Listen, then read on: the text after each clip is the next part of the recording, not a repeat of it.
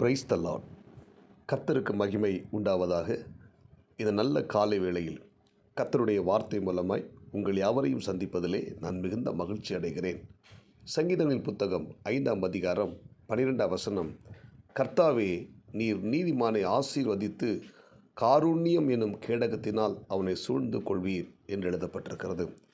அன்பான தேவனுடைய பிள்ளைகளே, இந்த குறிப்பிட்ட வேத பகுதியில் சங்கீதக்காரன் தாவீது எழுதுகிறார், கர்த்தர் நீதிமானை ஆஸ்வதிக்கிறார், அவனை காருண்யம் என்னும் கேடகத்தினால் அவனை பாதுகாத்து அவனை சூழ்ந்து கொள்கிறார்.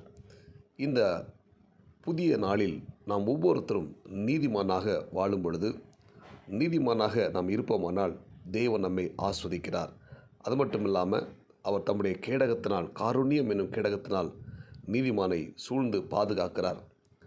ஆதியாகமத்தின் புத்தகத்தை நாம் வாசித்து பார்க்கும் பொழுது ஆண்டவர் நோவாவை பார்த்து சொல்கிறார், இந்த சந்ததியில் உன்னை எனக்கு முன்பாக நீதிமானாக கண்டேன் என்று சொல்கிறார்.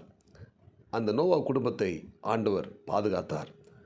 மிகப்பெரிய அழிவிலிருந்து அந்த நீதிமான் ஆகியிருக்கிற நோவாவின் குடும்பத்தை ஆண்டவர் பாதுகாத்து அவனை ஆசிர்வதித்து அவனை மேன்மைப்படுத்தினார்.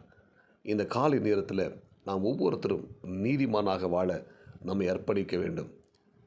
நீதிமானாக நாம் தேவனுக்கு முன்பாக நாம் இருக்கும் பொழுது நம்மை ஆண்டவர் பாதுகாக்கிறார்.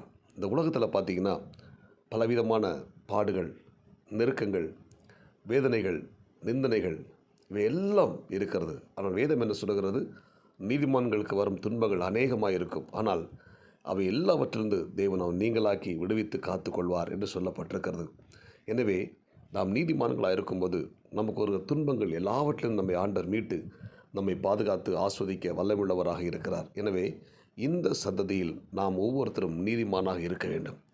இதுதான் தேவன் எதிர்பார்க்கிற எதிர்பார்ப்பு. இந்த புதிய ஆண்டிலே நாம் ஒவ்வொருத்தரும், இந்த இறைவார்த்தை கேட்கிற ஒவ்வொரு தேவனுடைய பிள்ளைகளும் நாம் எப்படிப்பட்டவர்களாக இருக்க வேண்டும்? இந்த சந்ததியில், இப்போ இருக்கிற 2026ஆம் ஆண்டு இந்த ஜென்ரேஷனில், இந்த சந்ததியில் நாம் ஒவ்வொருத்தரும் நீதிமானாக தேவனுக்கு முன்பாக இருக்க வேண்டும். இதுதான் தேவன் நம்மிடத்தில் எதிர்பார்க்கிறார். ஆமென். எனவே நாம் ஒவ்வொருத்தரும் நீதிமான்களாக இருப்போம். கர்த்தர் நம்மை ஆஸ்வதிப்பாராக.